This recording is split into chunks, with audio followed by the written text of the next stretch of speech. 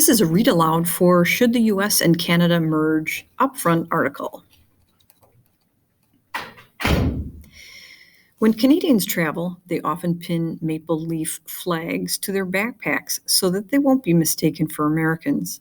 Americans, on the other hand, are often shocked to learn that many of their favorite American celebrities, Justin Bieber, Ryan Gosling, Avril Lavigne, to name just a few, are actually Canadian. Perhaps we seem so alike because we get along so well. We're both multicultural and live in nations based on the same principles of democracy, free enterprise, and rule of law. No two countries in the world are as integrated economically and socially as the US and Canada. We share geography, values, and the longest unprotected border, 5,525 miles long, in the world. So why not share a government? Merging Canada and the US into one massive country wouldn't just create the greatest Olympic hockey team in history, it would solve the biggest problems that each nation faces. America's declining living standards and Canada's difficulty developing and protecting its huge landmass, a problem that stems from not having enough workers, capital, technology, and military might. It may sound radical. It would indeed be the boldest redrawing of the North American map since Thomas Jefferson purchased the Louisiana Territory from Napoleon in 1803 and doubted and doubled the size of the young United States. But considering the threats both nations will confront if they continue on separately, radical may be the best solution. The US and Canada face problems that have been brewing for decades, but two recent events were especially damaging: the September 11th, 2001 terrorist attacks on the US and the 2008 financial crisis, both of which hurt the economics of both countries. Emerging nations like China and India, however, didn't skip a beat, and their economies, driven by their huge populations, are increasingly threatening America's economic supremacy. Canada loves the Super Bowl.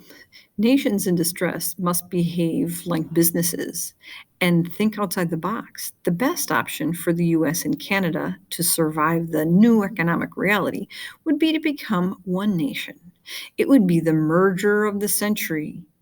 If you think about the extent to which the two countries have been economically and culturally integrating for years, the idea isn't as crazy as it as first sounds. In a 2010 poll, Americans named Celine Dion as America's greatest singer, even though she's Canadian. In 2012, the biggest television viewing event in Canada was the Super Bowl. More than 3 million Canadians, about 10% of the population, live full or part time in the US, and 1 million Americans live in Canada. The two countries are already each other's biggest customers.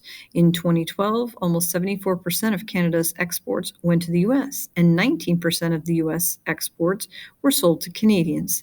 Canada is the biggest export customer for 36 of the 50 states. Border traffic has become enormous. In 2009, Canadians made more than 39 million trips to the US, and Americans made more than 20 million trips to Canada. But the border is no longer working properly for either nation, and that can be traced to the 9/11 attacks. Since then, increased security has created bottlenecks at land crossing points as long lines of trucks want to get their goods to their destination. The only foolproof way to fix the border is to eliminate it altogether. There are many other reasons why a merger would be a good idea, starting with demographics. Economic success, says Canadian demographer David Foote, can be predicted based on the age of a country's population. The US, thanks to a higher birth rate and lots of immigrants, has enough young people to sustain future growth. But Canada is aging rapidly. For Canada, that means a future of slow growth, labor shortages, and higher healthcare costs. Likewise, the United States needs to recalibrate. The US is the world's largest economy, and since World War II, the nation has prospered like no other thanks to the plentiful resources and little competition. But those days may be over. The US has been damaged by the 2008 financial crisis, 17.5 trillion national debt, and political gridlock in Washington. The China threat. Then there's the issue of China, growing influence in Canada, which threatens not just Canadians' long term security, but America's too. In 2012, being pulled off the biggest foreign takeover anywhere of the world when Canada allowed the 15 billion Chinese purchase of a large Canadian oil company. China has targeted Canada for years because of its enormous deposits of uh, oil sands, a mix of clay, sand, water, and oil, its underdeveloped resources, its access to the Arctic, and the vast landmass capable of supporting millions more people. Canada has been referred to as uh,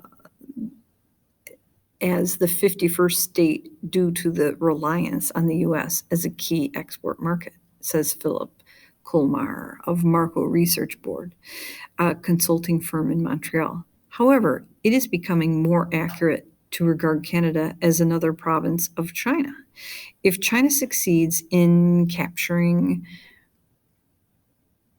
Oops, I lost my spot. If China succeeds in capturing control over much of Canada's resources and its Arctic region, the relationship between the US and Canada would be disrupted as world oil shipments.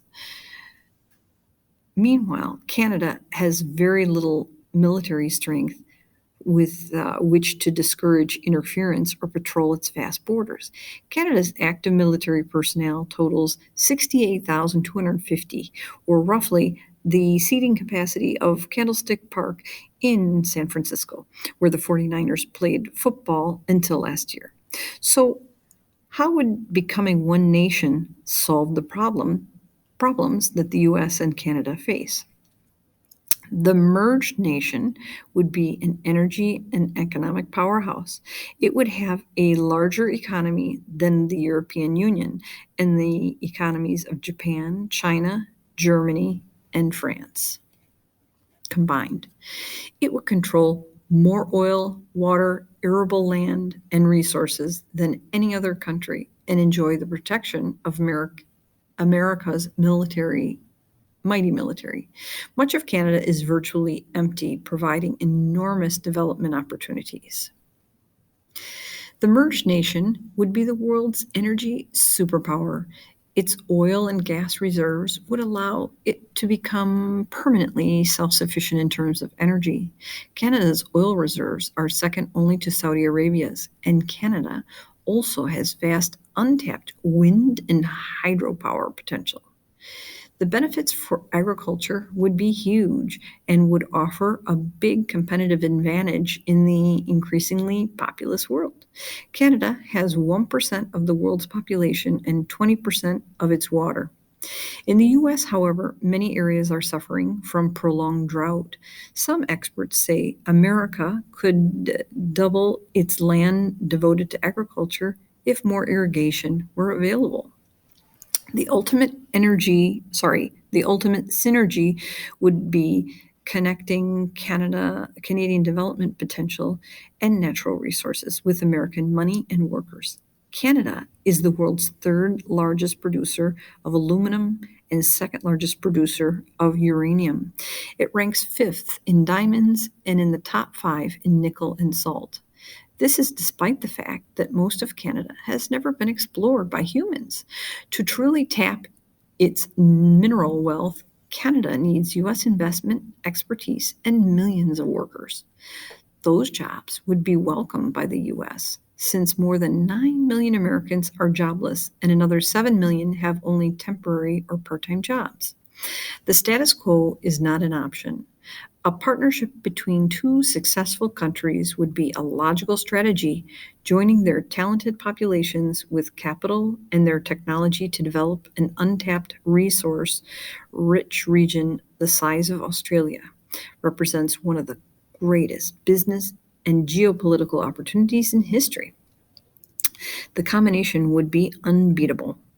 The politics may be difficult, but so were those surrounding the successful negotiation of the 1993 North American Free Trade Agreement, or NAFTA, which eased trade restrictions between the US, Canada, and Mexico, and the building of the St. Lawrence Seaway, which provides shipping access to the middle of North America.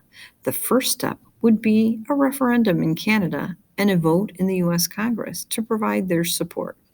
Then the countries would launch negotiations aimed at forming an economic union along the lines of the European Union. A full political merger could follow, but it's probably unlikely unless a crisis promotes it. After all, it would require writing a new constitution, or maybe it would go back to the old one. The Articles of Confederation between 1781 and 88, which preceded the U.S. Constitution, granted Canada a special deal to join the United States at any time. It was not so unusual an idea back then. It was not so unusual an idea back then, says journalist Anthony De Palma, who has written extensively about Canada and its history. It's an idea whose name has come again.